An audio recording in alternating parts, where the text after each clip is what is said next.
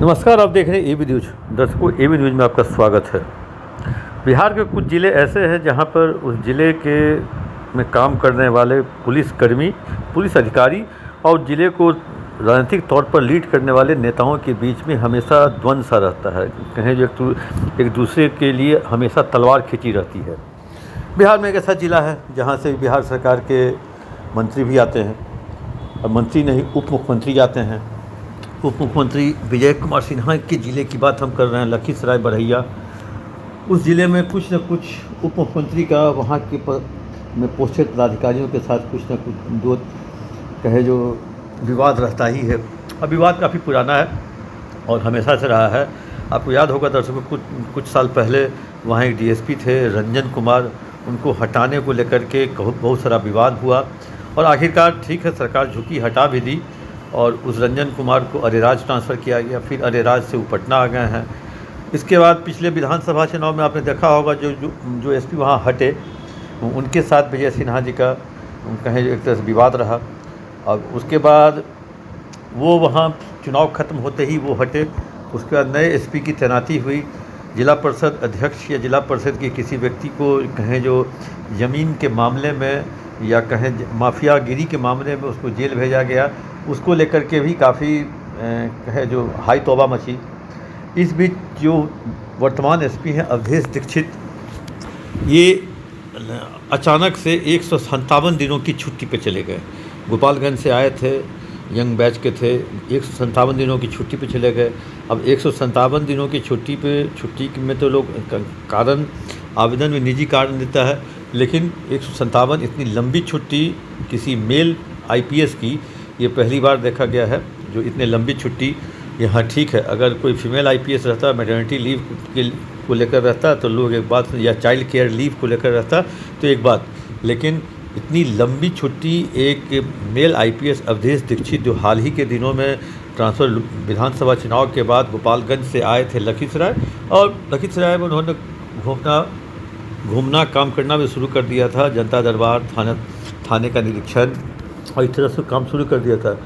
और उनके जगह पे अभी साइबर में तैनात थे वैभव शर्मा, उनको उनके जगह पे पोस्टिंग हुई है। वैभव शर्मा कटिहार से हटाए गए थे, जुलूस को कंट्रोल नहीं करने के कारण कटिहार से हटाए गए थे।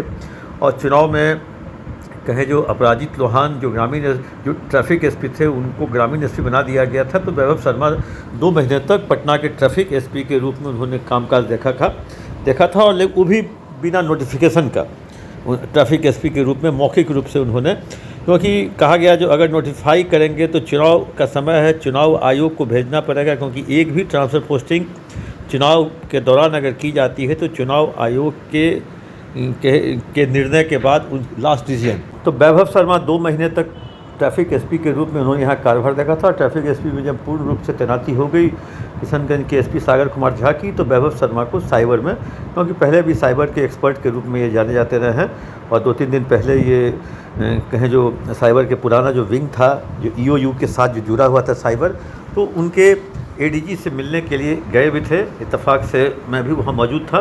तो वैभव शर्मा को भी नहीं पता होगा जो वो अचानक से लखीसराय के एसपी बनाए जा रहे हैं या जाएंगे। इधर 2 आईपीएस जो बिहार कैडर के थे, उनकी भी कहें विदाई हो गई।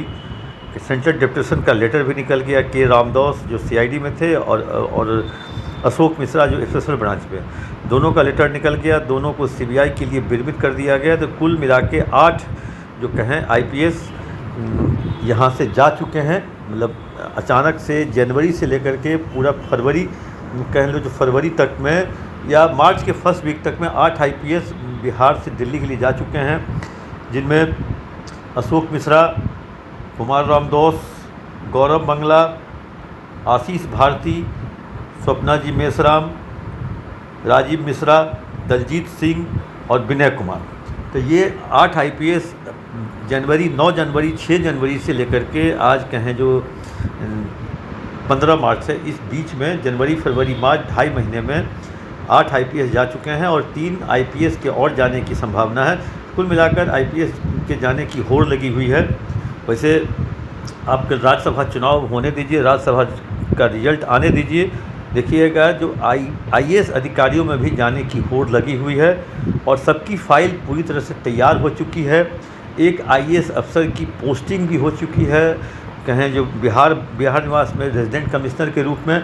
तो एक तरह से पूरे नीतीश कुमार के आसपास जो दिखने वाले जो चेहरे थे वो अचानक से आपको अप्रैल के या 31 मार्च तक, जैसे वित्तीय वर्ष का क्लोजिंग होता है ना, तो 31 मार्च जो है सो नीतीश कुमार जी के जो कैबिनेट नहीं कह लीजिए, उनके जो ब्यूरोक्रेटिक कैबिनेट, जो ब्यूरोक्रेसी का जो उनका एक कैबिनेट था, जो एक कुनबे से वो घिरे हुए थे, वो तो दिखने के लिए एसएसजी कमांडो से घिरे हुए थे, जबकि वो घिरे हुए थे आईएएस अफसरों के साथ और आईएफएस अफसरों के, फॉरेस्ट सर्विस। इन सारे लोगों की विदाई खुद ले रहे हैं सारे लोग अपनी विदाई।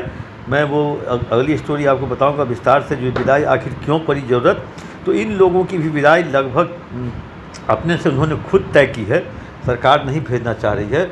लेकिन क्योंकि 20 वर्षों तक उसी एक अन्य मार्ग में सुबह उठना, एक अन्य मार्ग में प्रवेश करना, अगर शायद यहाँ रहते, इनकी पोस्टिंग यहाँ नहीं भी रहती, तो हो सकता था इनका चालक इनके सचिवालय ले जाने के बजाय इन्हें एक अन्य मार्ग के ही गेट पे पहुँचाया जा रहा है। तब याद आता जो नहीं, अब तो यहाँ इनका कहें जो बंद हो गया है आना, इसलिए ये लोग अपने आप रास्ता स्वयं ढूंढ के दिल्ली की ओर कूच कर रहे हैं।